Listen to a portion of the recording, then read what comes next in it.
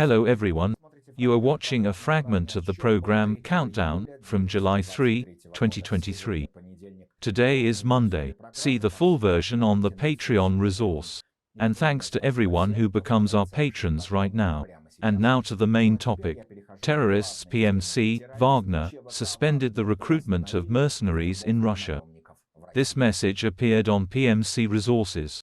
Due to the temporary non-participation of PMC, Wagner, in a special military operation and the move to the Republic of Belarus, we are temporarily suspending the work of regional recruitment centers in PMC, Wagner, for a period of 1 month, says the group's Telegram channel, which publishes job announcements at the same time. The message includes a list of call center telephone numbers, which can still be contacted regarding work at the PMC. Prior to that, during the week after Prigozhin's armed rebellion, the PMC continued to recruit mercenaries throughout the country. And the anti-Prigozhin campaign began in the cave itself. Propagandist Dmitry Kiselev in his program directly said, "The traitor is the founder of PMC Wagner," and showed a video series with Prigozhin. That is, it was ordered not to be afraid of the sledgehammer anymore. In all probability, Putin decided to first squeeze the resources and candle factories from the cook, after which he will be dealt with physically. It does not matter that the bald man's rhetoric excluded clear criticism of Putin himself. It was clear that the guy believed in himself and could attempt something much bigger than a simple desire to reach the king.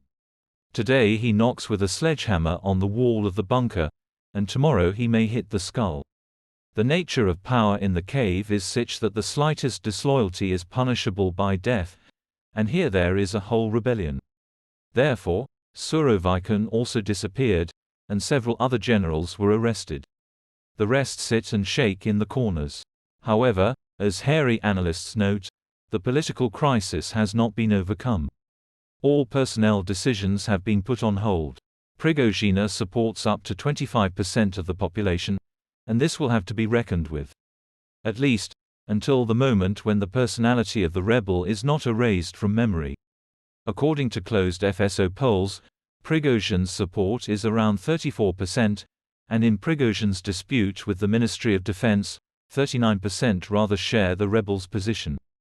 Taking into account the above, the Kremlin chose the tactic of suspension of movement, with an emphasis on promises. Salaries have been promised to the army and security forces, to the miners the end of mobilization, to state corporations new contracts, to large businesses privatization and free circulation of currency cash. But all this does not cancel a new round of the conflict now between the Ministry of Defense and the military officers, who once again accused the Ministry of Defense of unwillingness and inability to provide the army with everything necessary, of unreliable information, and also of requests to shut him up. That is, intra-system discharge did not occur, and the next exacerbation is not far off. Under the Kremlin towers, the terrorist Hurricane screams, foreshadowing an upgrade of turmoil. In the meantime, all military officials, including the propagandist Solovyov, were forbidden to go to the front line, so that they do not inhale gunpowder and do not bring explosive thoughts with them. Watch this story in full on the Patreon resource. Become our patrons right now and see more in this program. In its editorial, the British edition of The Times suggested that the Russian dictator Putin may well give the order to blow up the Zaporizhzhia NPP. The traffic jam at the entrance to the Krimsky Bridge from the Krasnodar region grew to 13 km.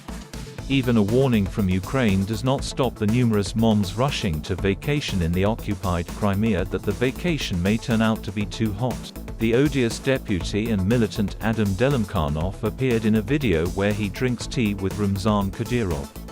It seems that the legend about Delimkhanov's injury and even death was played out so that he could safely go to Mecca. The infernal civil war begins in the cemeteries of Russia. Some relatives of those who died in the war tear down Wagner's flags on the graves, others cut the tricolor in revenge. On the eve of the NATO summit in Vilnius, which will take place in a week, the Kremlin is again increasing the degree of nuclear blackmail.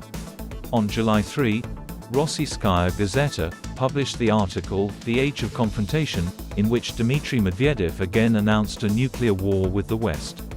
Against the backdrop of multi-billion-dollar losses, the Russian Post began mass layoffs. The letter in the envelope can be torn. And that's all. See the full version of the program on the Patreon resource. And thanks to everyone who becomes our patrons right now. Hugs to everyone. See you on Thursday. Glory to Ukraine.